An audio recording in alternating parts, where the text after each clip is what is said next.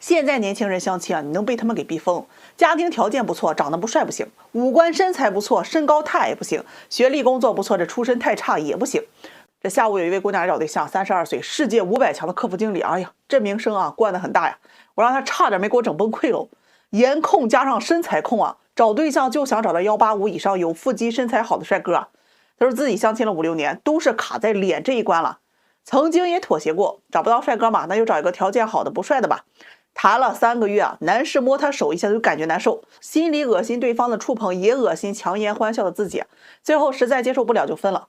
我这一听啊，你这颜控挺厉害呀。他说对呀，要不自己能找不到对象吗？他就想让我帮他找一下。哎呀，说我这边圈子广。我问他，你除了颜控啊，其他有要求吗？他说没有，就想找个有感觉的。听完呢，咱就给他拔了帅哥照片啊。有一位帅哥啊，这个素颜照长得很帅，他一眼就看上了。94年的，自己开了个洗衣店，父母农村的有个哥哥。这姑娘一听啊，完犊子了，农村的接受不了啊，自己啊是城市里的，就是不想去农村。我说你不是没有要求吗？他说我没要求啊，只要不是农村的就行，哪怕在城里打工我也愿意。好了，又给他介绍一位保险公司上班，32岁未婚的啊。哎呀，这姑娘又觉得这工作不太体面，大男人跑保险，就算帅让人接受不了。我一听啊，你不是说找个打工就可以吗？他说不行。后面呢又给他介绍了一位，气得我呀，嫌人家33岁年龄大呀，想找个长得帅气的弟弟，大的不要。哎呀，大妹子，你都32岁了，弟弟们也想找妹妹们。他说啊，这男人大了啊，再发福秃头就不好看了。听完你真是能让他给气着啊！不一会儿啊，他就出去上了个卫生间啊，回来就跟我说啊，隔壁房间有一个男士啊，他看见了，哎呀，长得特别帅啊，特别喜欢，一见钟情那种，能不能认识一下？我呢，本着也想成人之美啊，就给旁边屋里人红娘要了男士情况。哎呀，我去，95年的，身高188，体重150多斤啊，这个硕士学历，父母都是体制单位的，自己人家是搞金融的，年收入啊，哎呀，很高啊。这姑娘一听，哎呀，太合适了啊，这就是我的菜啊。我看完就跟她说啊，你还别高兴太早啊，我跟你说人家择偶要求，本人颜控要求女方98后，身高168以上，体重100斤以内，年轻漂亮，学历重本以上，工作事业单位。姑娘听完就来了句，怪不得这么好条件没找到对象，那他也是颜控啊。哎呀，后来陆续又给他说了几位，结果呀都是好看的嫌人家工作不好，工作好的嫌人家没时间陪自己，工作好有时间又好看的，他就觉得人家家庭条件不咋地。反正啊说着颜控，其实啊外貌、家庭、身高、收入、工作、性格等等有一样短板，他都会觉得这个人不行。最后呢他就在那泄了气发愁啊，哎呀姐姐啊，我怎么办呀？我都这么大了，再找不着我嫁不出去了。哎，算了，我妥协现实吧，不要帅的了，找个条件好的吧，有车有房有钱，能养我衣食无忧就可以了。听完呀，池子里的王八又撂挑子不干了，今天这门真不好看呐。什么是真正的颜控啊？这个男人样子就长在我审美点上了，他其他条件啥样我都觉得无所谓，我不要彩礼，不要车房，不用加名了，甚至我不需要他赚钱比我多，学历比我高，就他这张脸我就足够了。这叫颜控，这才叫妥协。这个世界上从来都不会天降馅饼，一切都是有价格的。相亲市场上颜控啊很不好找对象，帅哥和美女在相亲市场上比例每10位最多1到2位，颜值高的能在相亲市场上多半都是比较挑的。你要先思考自己有什么样的价值能让对方来看得上。说到底啊，相亲就是谈判，需要利益的互相交换，你的内心戏如何你自己知道就好了。在谈判桌上你必须要有实打实的筹码，想找颜值高的可以，那就要妥协于其他条件，想全部都要那就要有全部都要的筹码，不要嘴上说着颜控，实际想空手套白狼，什么都没有，既要又要还要。如果你连利益交换都拿不出筹码，就狂妄的觉得自己在内心上对颜值上降低了要求，已经是重大妥协了，那真的是不切实际，这辈子都可能嫁不出去的。说的直白点，大白天做梦不害臊。你让我觉着恶心，不要脸。有一位98年的姑娘来找对象啊，自己带了6个小伙子的资料，让我来给选一选哪个更适合结婚啊，他好重点发展哪个。哎呀，你搁那选妃呢，我一看啊，这6个呢就是葫芦娃呀，各有各的长处，有的很帅没钱，有的是有钱不帅，有的是有地位但家里条件差，还有一位挺有意思啊，就是太有钱了，7套房，他又不放心，他就问我该选哪个啊。今天呢我们不讨论骑驴找马养鱼这事儿，我想说的是啊，很多人压根儿不会相亲啊，根本就不知道自己该找什么样的。阿姨，我今天啊学院车里放假跟你们唠唠啊，相亲到底该怎么相。首先你相亲之前你要清楚你相亲是干嘛的，不是玩呢，是要结婚对吧？既然结婚，那你相的一定不是条件，一定是这个人。相亲呢是你要去展示自己，了解对方，确定他是不是你要结婚的那个人啊。如果是，那我们就谈恋爱看看。如果不是啊，那就及时止损。哎呀，好多人谈恋爱啊，天天想着，哎呀，吃啥喝啥，旅游看电影，整天啊，宝宝乖啊，那是情呀，哎呀，就这个，拜托啊，那是玩伴，不是说能跟你过一辈子的人。你看看那些爹系男友、娘系女友的，哎呀，祖宗闺蜜系的，你扪心自问一下啊，大家都是普通人，谁能够掏心掏肺这样对你一辈子啊？别相信真爱，那大多数都是鸡汤的，现实生活那可比电视剧精彩多了。有些人打着真爱的名义啊，就算自己性格很差，脾气再不好，对方只要不包容，那就是不爱。进入婚姻，你会发现，爱情只是导火索，绝对不是婚姻的全部。它的主导地位会越来越被削弱，将会被亲情和合作关系取代的。决定这段关系啊是否能够完全走进婚姻的，一啊是你们的经济基础，二是你们俩的人生价值观，这才是决定婚姻的长度的。经济基础呢，就是你所谓的能接受他的物质条件，是否有稳定的工作和持续的收入，这对家庭稳定很重要。有些不思进取的人啊，只爱抓这一个点，要车要房，眼高于顶，贪图别人的东西，自己要啥啥没有啊。咱就不说那些人了，说点正常人啊。找到这个人之后啊，彼此互相很有好感，那就谈恋爱看看，不要整天的慢热矜持爱答不理，这些啊就是不喜欢，那就赶紧换人。谈恋爱具体要谈什么？首先呢，你要了解对方的家庭，双方的教育背景，各个方面能不能融合到一块儿，这个是很重要的。再有啊，基本的人生观、价值观这块也特别的重要。你最在乎什么？哎，你的底线是哪里？哪些是不能碰的？他的底线又是什么？你们彼此之间性格呀，是否愿意去包容、理解、认同的将来的生活状态是怎么样的？如果一个人在精神世界里啊追求高大上，而另外一个人则是极端的物质化的存在，我可以断定你们俩根本过不到一块去。谈恋爱啊，是让你看你能不能接受他这个人的脾气、性格、习惯，你们的相处模式，你是否喜欢？那不是很喜欢，你能不能去忍受？他身上最喜欢的东西和你最讨厌的东西，哪个才是最重要的？你要去衡量这些东西的。生活习惯是可以磨合的，哎呀，你吃辣，他吃甜都可以的。他打呼噜你也能适应，他懒你勤快也可以接受啊。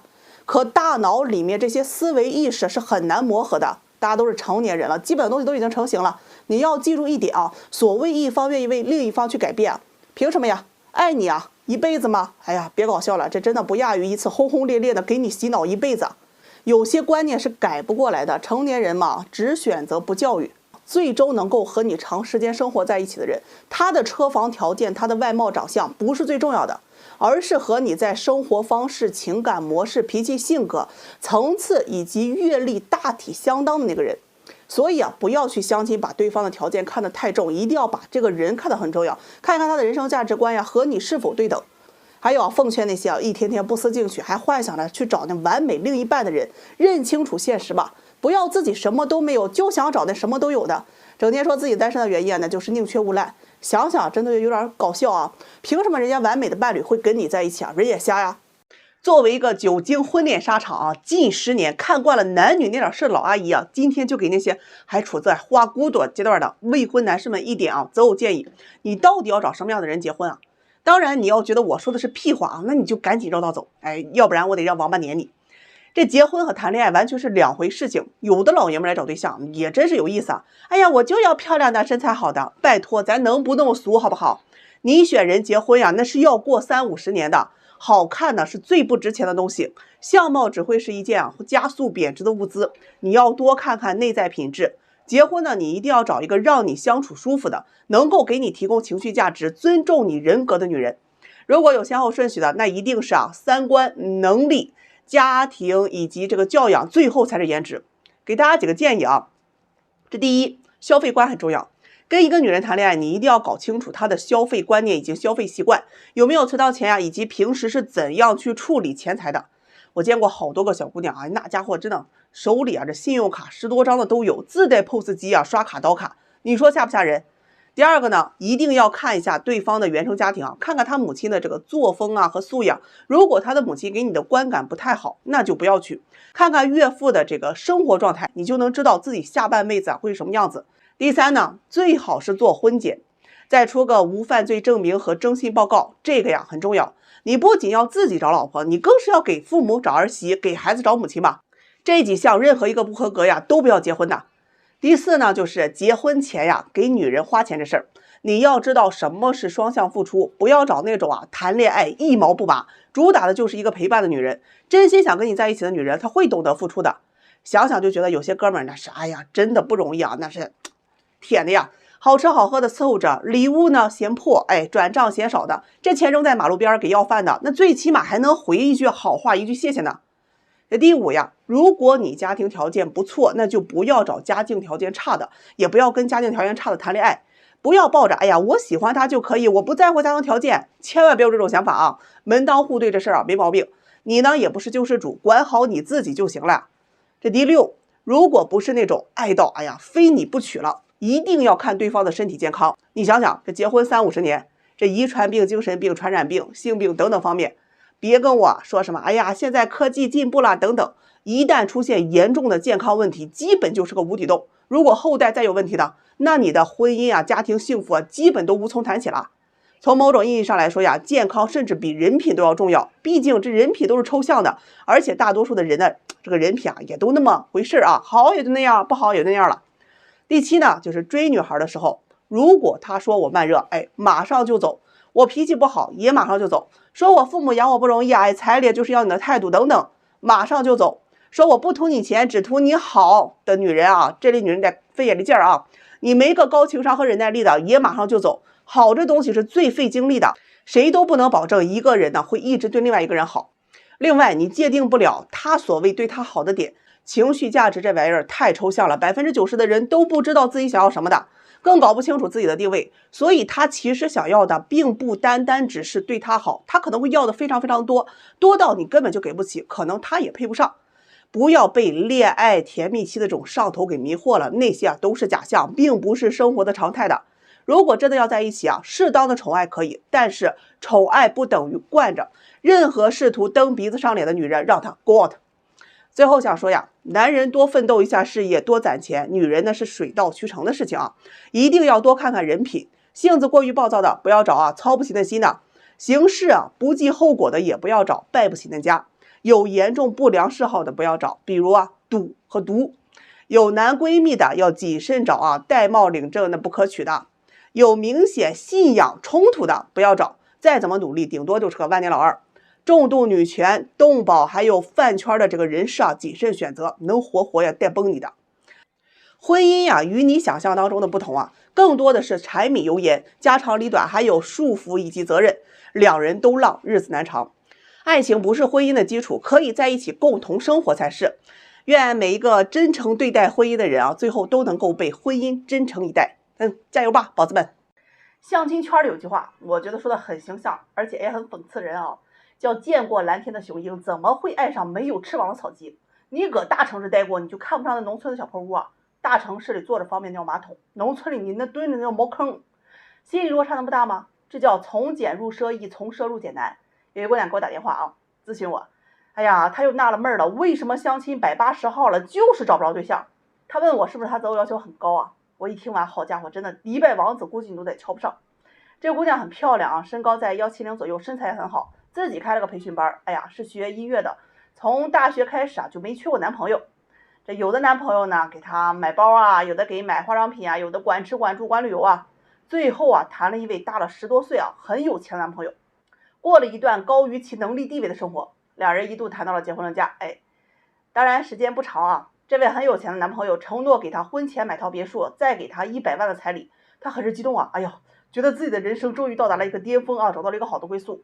谁知道两人就谈了有不到2个月啊，这位名都不全的男友提出了分手，理由是家里不接受他的工作。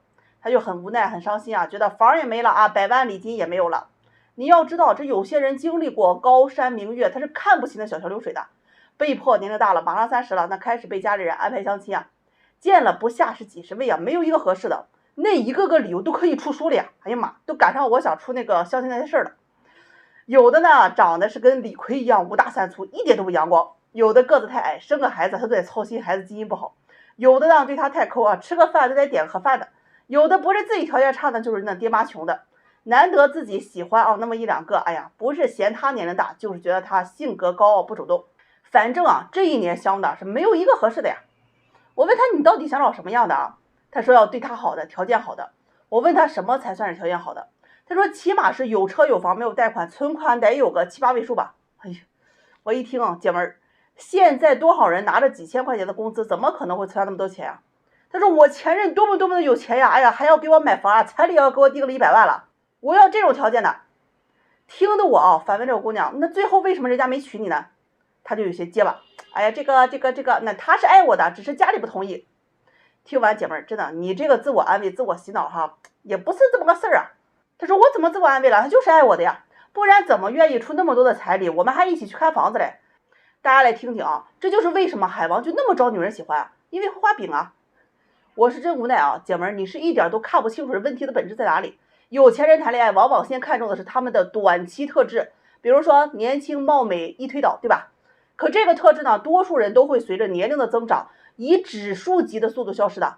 也就是说呢，有人找你谈恋爱，刚开始可能会喜欢你的肉体，在一起之后他会喜欢你的性格，之后呢他会喜欢你的才华，再之后会喜欢你的灵魂。如果你只能提供肉体上的满足的话，那只能是短则关系。结婚娶不娶你，那是要看长期特质的，一定是要看你的性格、人品、修养以及能力，还有你的家庭背景等等，因为那是一辈子的事儿。也就是说呀，倘若你依然没有具备那些让他可以长择你的特质，你依然找不到的。这就是大龄剩男剩女为什么越来越多的原因。你眼里的择偶要求啊，是远高于实际你的特质的。那呀，眼里就光剩眼屎了。这姑娘听完呢，起初表示不服啊，最后也被我说的是服服帖帖的。我倒不是看不起她，而是见识层面的东西啊，总不能我跟你说公司人事管理的培养方式，你回答我三姑六婆谁家生孩子，这真的是有点沟通不来啊。尤其是奉劝那些曾经谈过很多优秀男人的姑娘哈，和谈过那些漂亮优秀女人的男人，把过去都放一放吧啊，看看自己现在还能不能配得上。你到底是见过蓝天的雄鹰呢，还是扑棱蛾子的家雀，对吧？人总是要有点自知之明，大白天总做梦，那不干活吗？有些人来相亲啊，你是又挑又不自知啊，没得救了。有一姑娘大过年我让给急的，差点进了2院我。95年的29岁幼儿园老师啊，她给那相亲史上画上了浓重的一笔啊。相了6、7年了，就是没嫁出去，给我愁的是不行了啊。长得还可以，就是是眼眶子贼高啊，爱幻想不切实际。你问她择偶要求吧，房子要有，长得不能太难看，父母还得有退休金，赚的不能比我低。问他你多少钱呀？他说4000多点，那我就给你介绍个6000的吧，那比你高很多了吧？他说不，6000的和我是差不多呀，不能低于1万。反正啊，相了这几年，各种条件不合适呀，我都已经对他躺平了。结果今天来跟我说呀，他要有对象了，让我给选选。我这听啊一愣啊。上回我们去办那个相亲会啊，他来了，照那资料卡，好家伙，加了一圈年收入20万以上的男士，至少得几十位啊，每天业务非常繁忙啊。男友养成记，元旦一放假，昨天是统一安排见面赶场，上午、周五、下午、晚上一天啊接了4位，跟后宫选妃一样。见完面给他兴奋的啊，晚上睡不着觉，愣是不知道该选谁了。一位啊比他大了1岁，这学历不高，人家能干呢，跟着父母开店啊，门店挺大，有车有房3套，而且还有2个商铺，最主要都是全款啊。男士也说了啊，准备再买一套这个大点的洋房啊做婚房，其他的出租，这样每个月光收租房子1个月就有上万了。这姑娘一听眼睛啊瞪得老大啊，这男人有能力，嫁给他我是衣食无忧了。可这一看这男士他就觉得不雅，说话大老粗，光想着挣钱买房呀，生活不是打牌喝酒就是 KTV 啊。这姑娘就试探的问了2句啊，吵架男方愿意哄女孩子不？这男士给怼回来啊，为啥要哄？谁做错谁道歉啊？给这姑娘气的那堵得慌呀。但是啊，又一坐上这男士的奔驰车，又觉得男士这个魅力倍儿足啊。第2位，这姑娘就说是一见钟情啊，28岁，比她还小啊，185的身高，身材啊特别好，而且皮肤白，有衣品，会打扮，做保险这个行业。2人边吃饭边聊天啊，聊到家庭条件。一听啊，男士是农村的，有个弟弟和妹妹，父母目前还没能力帮他置办房产，还有点负债。那个心里就不愿意了，饭也吃不香了呀，想着呀租房结婚，这不是扯淡吗？我怎么可能结婚租房子呀？可一看男士一眼，那个心动呀，就特别纠结，爱情和面包难道不能同时给吗？说完他就跟我讲，自从见了他们呀，我是一晚上没睡着。这长得帅的没钱和有钱的长得丑的，我到底该怎么选呀？我就教他啊，这选人呐，别看长板，得看短板。你最不能接受谁的短板？他权衡利弊了一圈啊，还是哪个都想要。我问他男方都什么意见啊？他说我还没联系呢，我这没确定下来选谁呀，我是不能联系，万一他们俩都喜欢我，我这整的脚踏两只船呢。我一听啊，我说姐妹儿，你连男方啥态度你都不知道吗？你搁这纠结啥呢？我说这样吧啊，我给你问问人家，反正我也认识，对你印象咋样呢？你再做个选择。他说行，我就给第1位男士打电话啊，男士直接就说了，性格不合适，这给这姑娘气的，就见了一次面，还没相处就说我性格不合适了。我说人家那是托词，原因是啥不重要，人家就是不喜欢你啊。第二位也打通了啊，说已经有对象了。我这一听，你这也太快了吧。男人说昨晚刚见的，人合适啊，这时间就不成问题。言外之意啊，这姑娘不合适啊。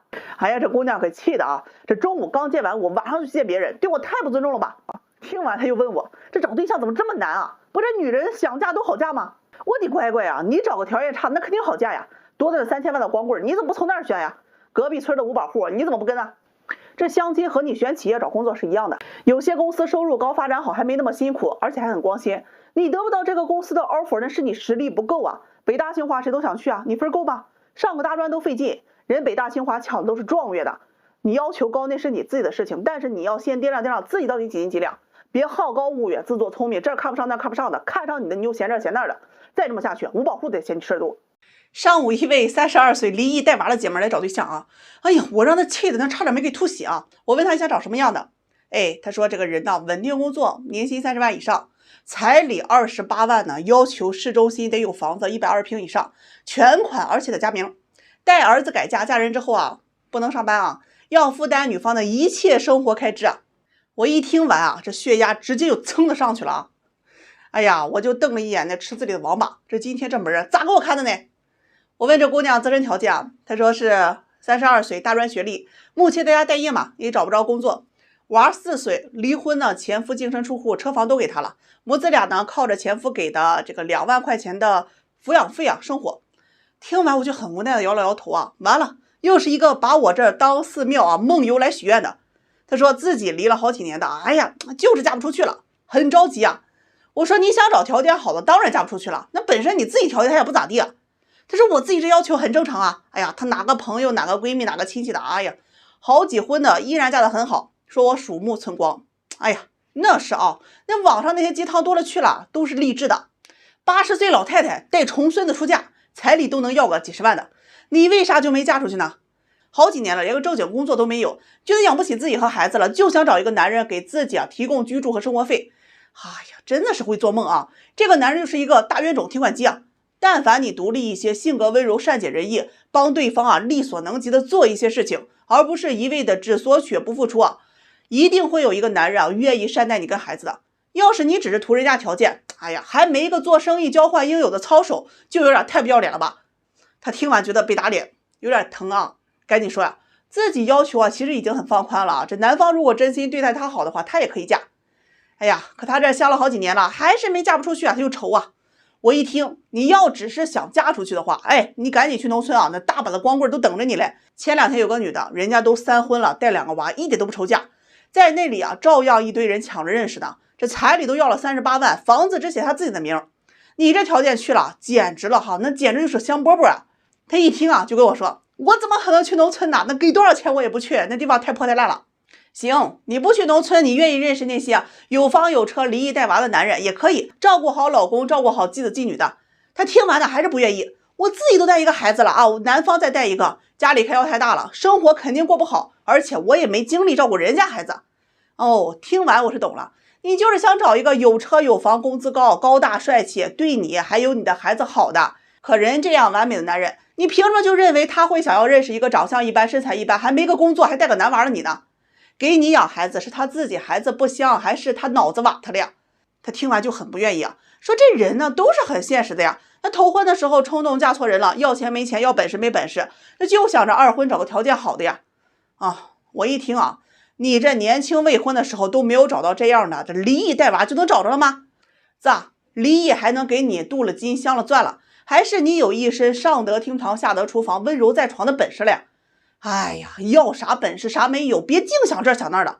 为啥你好几年都没有找到，一点都没有数吗？你嫁不出去就别怨儿子，带儿子再婚过得好的多了去了。先有个自我认知啥条件咱就配个啥条件的，不想就低也别攀高，你别净想着占人便宜。像你这么自私的，哎呀，娶你的人，这祖宗气的呀，他都得从坟头里扒拉出来，头顶在冒烟呢。他听完特别不爽，就不愿意嘛。我怕他掀我桌子，我又晓之以情动之以理的劝了他好一会儿，先回去找份工作把孩子照顾好嘛，这世道多靠自己才有安全感。好了，散会。整天听我讲这么多道理，咋还这么异想天开的啊？我得回家吃这药去。气得不轻啊！哎呀，我跟你们讲，有些姑娘来相亲，我真能让她给气死呀！那池子里的王八，她盖子都能给气翻了。上个月我给一对大龄男女撮合对象，这男方91年的，本科身高在175左右，是个工程师啊，年薪税后在15万左右，有车有房子，条件还不错。女方是92年的，普通本科，私企做行政，长相属于那种可爱型的。两人呢，先是加了微信啊，刚开始聊天呢，聊的都还不错。男士主动关心，这姑娘呢也是积极回复。哎，聊了有3、4天啊，这男士就主动约这姑娘周末出来吃饭嘛。这姑娘同意了。吃饭那天啊，人男士就亲自去把这姑娘给接过来，这不是在市里吃饭啊。见面之后，男士呢就觉得对这姑娘就很满意啊，所以全程都很热情招待。吃完饭啊，男士又把这姑娘给送了回去。回家之后呀，这事就来了啊，他就跟这姑娘报备了一下自己到家了。谁知人这姑娘呢，也是一种不冷不热不关心的态度，给回了一句好的。